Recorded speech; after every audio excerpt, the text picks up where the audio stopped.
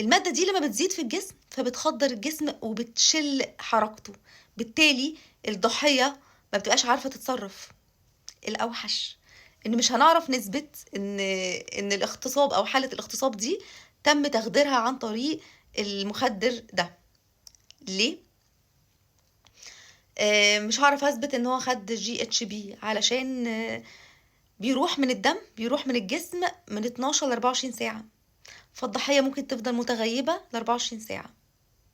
طبعا اللي بيستخدم المادة دي بيبقى عارف كويس قوي هو بيعمل ايه. خدي بالك متاخديش اي حاجة من اي حد. بقيت حزينة وانا بقول ما تساعديش حد ولا تاخدي حاجة من حد. ساعات احنا بنحس ان احنا دايخين فمن حد بيجيلنا مية عصير، لا ما تاخديهاش، ما تاخديش. حسيتي انك تعبانة دايخة روحي لأي حد انت تعرفيه قريب منك، ما تثقيش في اي